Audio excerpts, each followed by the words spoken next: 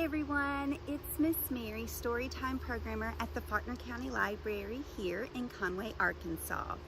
This past summer for our virtual reading program, we hosted a program called the Family Nature Club. And as part of that program, we met a wonderful local beekeeper named Mr. Underhill who taught us a lot about bees. And that program was targeted mainly for children ages 7 and under. Well, thanks to the Smith family, we got to meet another family who lives close to the library, and they also keep bees. And well, this program is really geared more toward middle elementary and up, so if you've ever wanted to learn more about bees and wonder what it might be like to keep bees in your backyard, I hope you enjoy this video.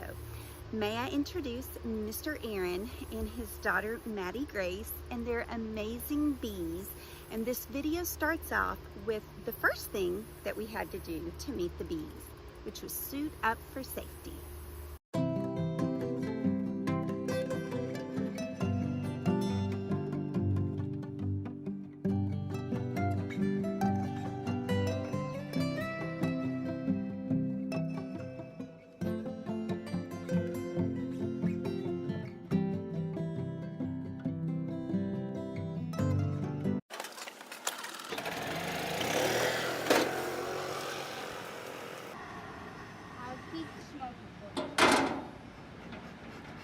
You gonna be on smoke today? Yeah. Alright. Don't burn yourself. Gotta get it real hot.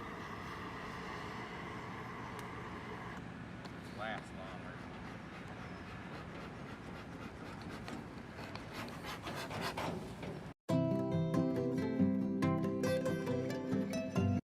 Hey everybody. We are firing up a smoker. Now, I don't always use smoke, but it does keep the bees a little bit calmer when you do. If I don't have a whole lot of time and I just need to get in and get out quickly, I won't use smoke, but it is usually better for the bees. It keeps them a little more calm. Using smoke does two things really. Number one, it makes the air smell like smoke. And so when they start sending out their smells, bees communicate a lot of times with smell. And so when they feel like they're in danger, they send out a smell that says we're in danger. And so this smoke will mask that. It will make it to where they won't send out that, or at least they won't be able to differentiate between the smoke and the danger signal. The other thing it does is it makes them think that their box is on fire. And so if they think their box is on fire, they will start gorging themselves on honey because they think they need to fill up so that they can fly off to safety if indeed their box was to burn to the ground. And so if they fill up on honey, they're much less likely to be angry at you. They're more focused on survival at that point. So I'm going to let Maddie Grace run the smoke today. But you can notice that a hive has a couple of different pieces. The first piece is down here, and it's called a bottom board, and it's just a solid piece of wood. And then you set boxes on top of that, and then they have this little bitty tiny hole that they can come and go, and they go inside and up into this box. And the queen lays her eggs in this bottom box. This top box, you can tell, is a little bit narrower. It's not as deep as the bottom box. This is where the honey gets stored, and you can stack as many of these honey boxes on top as you like. Why do you keep the cinder block on top? For storms. Okay. If the wind or a thunderstorm comes up, we just weigh the lid down. So this lid here, it's just a solid lid, but it has a little tiny hole in it. And the only reason why this lid is here, it's called an inner cover. The reason why it's there is bees do not like air. They don't like air to enter their hive in any way. Now, they need air and they need ventilation, but they don't like breezes or drafts. And so if they find a crack anywhere in their hive, they will glue it. They produce a product called propolis, and that propolis glues everything together. So actually, this box is glued to this box, and I have to use this little tool here to get in between them and pry it open. Let's see if they put us any honey in here today. Oh, look at that.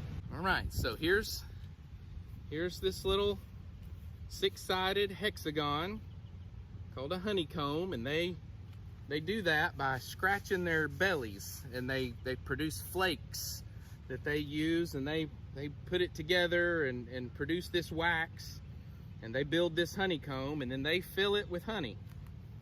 Wow. This is an empty cell. It has no honey in it. This is bees that are producing honey, and then when they get finished producing the honey, they cover it with a wax capping. Okay. And the difference between this cell and this cell is water content. Oh. So what one of the bee's jobs in its lifetime will be to flap its wings as fast as it can without flying anywhere. And that does two things. It strengthens their wings for when they become flying bees, to where they'll go out and search for nectar and honey. The other thing that it does is it creates airflow through the hive and evaporates the water content in the honey. And when the water content gets below 17%, they cap it over, and that honey will be good 100 years from now. I now know why these cells are empty. They have eggs in them. You see those little bitty tiny... Oh, I saw one. It's just, yes. It looks like a grain of rice, just a tiny grain of rice. Wow. And it's sticking up there, standing on its end. I've only ever seen a drawing of that. Yeah. It's neat to see it in real life. Where they're not putting honey, she has laid eggs. And you can see the larvae stage of the bee. See those little roly-poly looking things down in there? Yes. That's bee larvae. And so that egg hatches and turns into a little critter, little roly-poly looking thing, and it grows, and they continue to feed it, and it fills up that cell. And then when it's ready, when they've given it everything that they can give it, they cap it over, and that's where a bee is growing. And when it gets to the point where it's an adult ready to come out, it will chew through those holes. And it will emerge. So the first job after a bee comes out, he's to clean, or she is to clean up her cell where she was. And where she was born. And then her next job would be to go take care of her little sisters. Wow, that's incredible. Maybe Mary would like to stick her finger in there and taste a bit. Just push it. Yeah, you got a mask on, but that's good stuff. So Maddie Grace, can you tell everybody how old you are? 8. You're 8. She's 8 years old and helping with these bees. So, let's go down lower.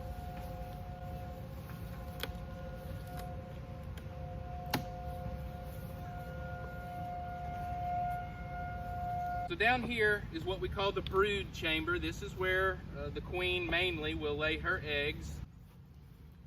See how this middle area is darker? Yeah.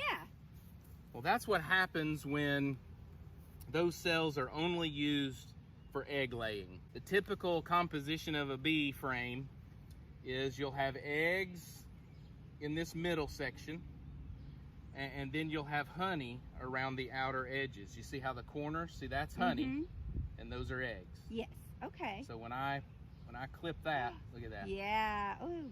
So that's honey right there. So in the wild, if you were to see them up in a tree, they would have honeycomb straight down, and their honeycomb wouldn't look like a rectangle like this. It would look like a teardrop almost, and it would come down, and they would have eggs in the middle, and then all the honey would be around the top. Okay. And so they do that same thing whenever they lay eggs in one of our frames.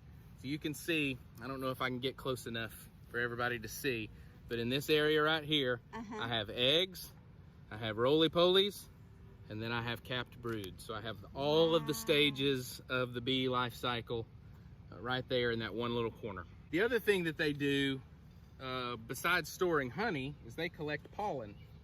You see all this? This is pollen. Oh. So the adult bees will mix together pollen and nectar and make a protein, basically a protein patty called bee bread. And that's what they feed the younger bees. That's the proteins that they feed on so that they can grow up and become adult bees. So you've got yellow pollen, you've got orange pollen. Sometimes I've seen pink pollen come into the hives. Wow. And so your bees probably fly around this part of town. So a honeybee will fly up to 3 miles to find nectar if they can. Thankfully, there's a lot of urban gardeners in the city of Conway who plant things for them to find that are not 3 miles away. See this little bee here?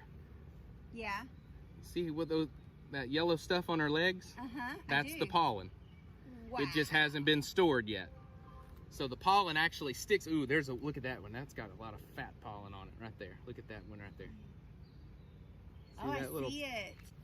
Or the pollen will stick to their legs and they bring it back into the hive and then they scrape it off into these cells, and that's how they store the pollen. That's amazing. But a single bee will live about 6 weeks, and except in the winter. The winter bees live longer because they're not flying, and they have to survive. They're built biologically to survive the winter.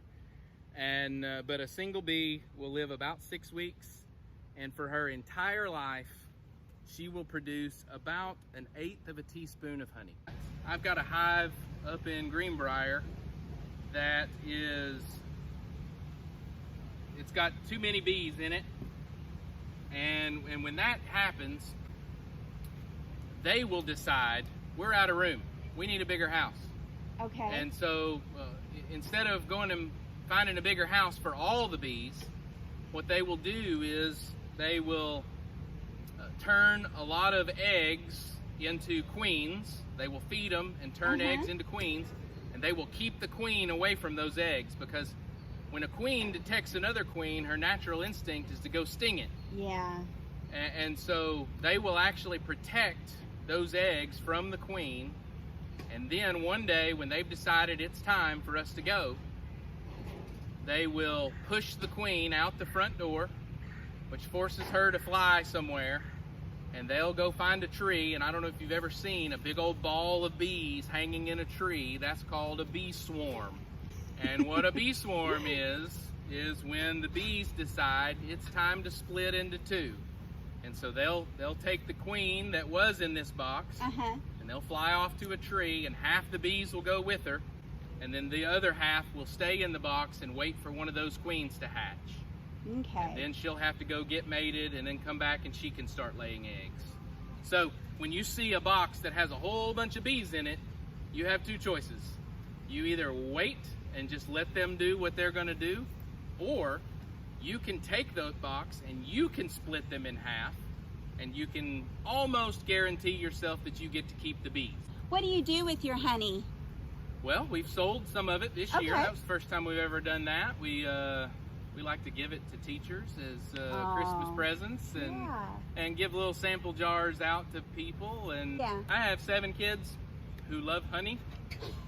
And that worked out well. Maddie Grace is having a hard time looking at all this honeycomb, because she not only likes to eat the honey, she likes to chew on the honeycomb. I do too, Maddie Grace. And one of her favorite snacks to ask for is, can I go get some honeycomb out of the pantry? She just cuts off some and puts it on a plate, and I don't even think you spit the wax, do you? You swallow it all down. Maddie Grace, do you think there's anything else we need to know about the bees? No. Is it fun to have bees in your backyard? It is. What's your favorite part? Is it eating the honeycomb? Yeah. I bet. There's a little piece of pollen that fell off of one of the bee's legs right there. Look at that orange pollen. And I bet it's not all orange. You see different colors of pollen. All kinds. Wow. All kinds of different things. And actually,